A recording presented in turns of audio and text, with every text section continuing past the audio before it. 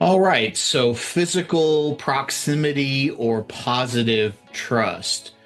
And it seems like some employers just are down with and have blind faith in physical proximity increases output. If you're in the office, you're going to get more work done. But really, like, how is that being measured? Is that actually true? Is it not true? I don't know. Can it be proven? The only way is if you're measuring some type of outcome. If sole test and measurement is being there on time every day, if that's the only way you're going to measure it, I would say no, you can't, because you can force someone to be in a space, but if you don't measure what they're doing, how do you know?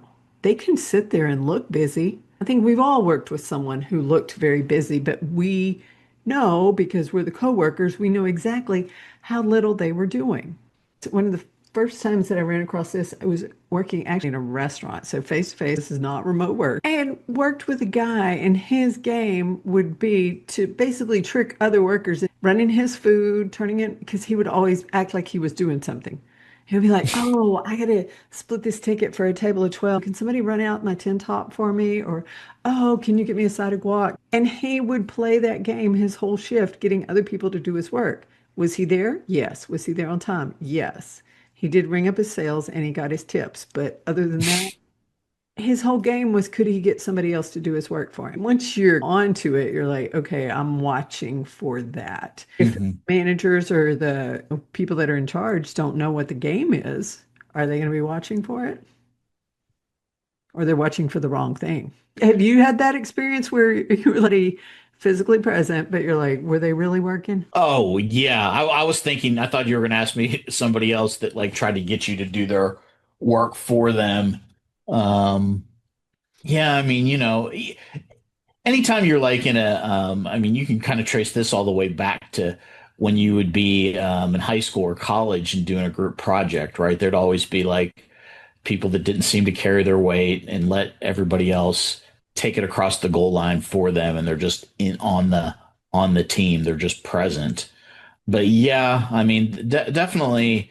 I feel like I was gonna say I feel like it's easier to do the performance theater in the office than it is remotely.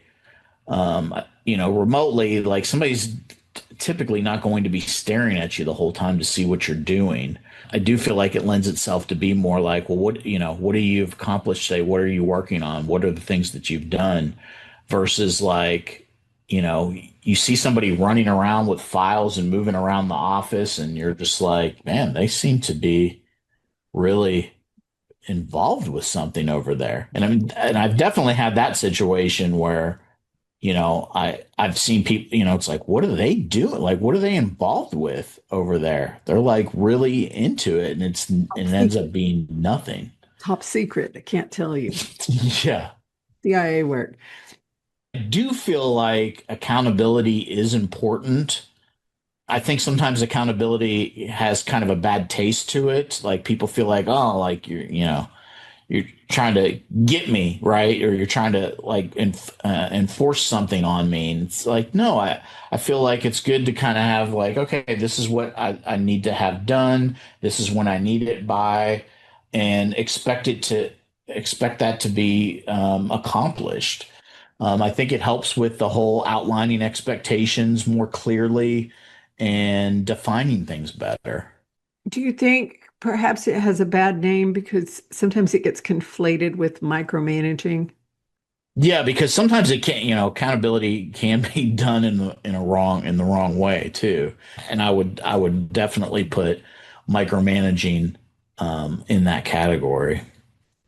Yeah, so to the positive trust point, it's like that's why the employees need to be trusted, and the managers, the company needs to have a level. It needs to go both ways. If there's not trust in that relationship, if both parties always feel like the other party's out to get one over on them, it's not going to be good. I mean, that's kind of at the core of it. You need to have some level of trust. It seems like In the larger corporate environments, that does seem to be lacking, but I see more stories of the trust and that relationship in smaller organizations. And when I say smaller, even up to 500, I've seen some really interesting stories about how they build trust, how they treat their remote workers, things like that. Whereas some of the larger corporations or some entities will go toward a key logging softwares or the monitor surveillance and monitoring for remote work. Yeah, I mean, if you feel like it is a micromanaging system and somebody's just always out to get you, it's just not, nobody wants to work in Mhm. that type of an environment. Yeah, I think if you look at it more from a perspective of, people want to do a good job, yeah, it's just going to be a better situation. If they're not doing a good job, and I think this is one of the things you would start with, what is it they're not doing? And if we have the job description or the expectations where you can go back and you can look at those and then you can trace it, as we've had in some of our other chats, do they have the tools do they have the support they need? Sometimes you'll see someone who's not being successful and immediately start to make up a narrative about why that's happening. And sometimes you mean, well, they're just lazy. They're just this or that. Instead of leading or managing with curiosity to check in and also grace and understanding too.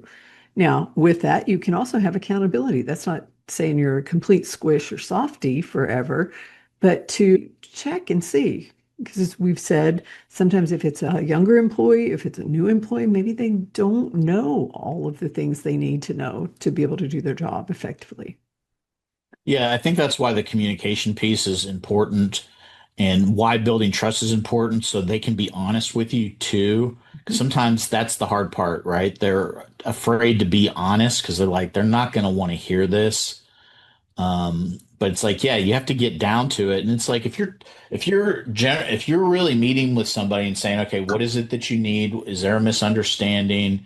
And you're making adjustments and they still are not performing, maybe it's just not the right fit too. And yeah, I've been in those situations where, and they're not, those aren't usually easy conversations, especially if the other person isn't in agreement, right? Where you're like, hey, this doesn't seem to be working. Like we've talked, you've said, here's what you need. We've given those things to you.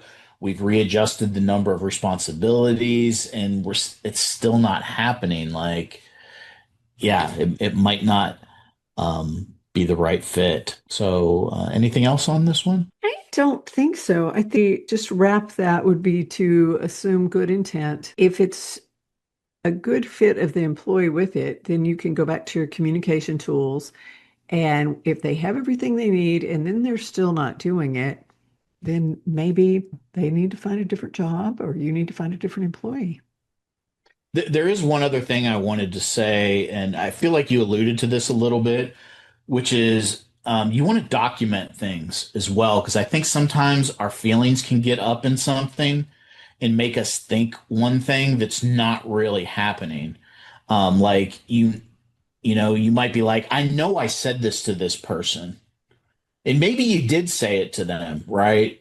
And maybe they didn't hear it when you said it, or so I feel like, not to be like over documentative of every little thing. I don't mean that either, but I feel like if you have it written down, like the example that I would give is, when my daughter, when I gave her her first phone. Now this is many years ago now, but like I wrote out a like an agreement with her, and we sat down and we talked about it and made some adjustments where it was like, okay, these are the things that I'm going to do. And these are the things you're going to do. And if one of us doesn't honor the other thing, both of us need to honor these things. And if you don't honor your part of it, then you have to give me your phone. And it was things like, being responsible at school, like taking care of things around the house. She was on sports teams that, was like doing, so basically taking care of her business. And there were times where like, something would be going on where I'd get kind of worked up about something and be like, I'm taking that phone, but then I'd be like, okay, I'd go look at the agreement and be like, there's nothing on this agreement that she's not doing. So I need to, normally I would be like, I'm just making a big deal about this, or I might say, well, I need to talk to her about this, but it's not on this agreement. Versus like when there were things, it was easy to be like, hey, you said this and this isn't happening. What are we going to do about it? Right? Are you going to correct it? Or do you want to just give me your phone? And so that really, I felt like probably helped me more than it helped her, because as a parent, like, I might get worked up about something and want to lash out about it. And I was like, wait, I don't have any, you know, this is, I'm being irrational here. To put a button on this, that definitely goes to a strategy for building the positive trust, right? Instead of assuming physical proximity, she's in the house with you so you can do whatever you want. You're like, no, this is our agreement. This is the outcome. This is everything around you're getting the phone. Make visible the invisible expectations. I think that's a great story and a great story to remember as we're working with remote team members. All right, we got one more part of the conversation left where we'll focus on planning for productivity.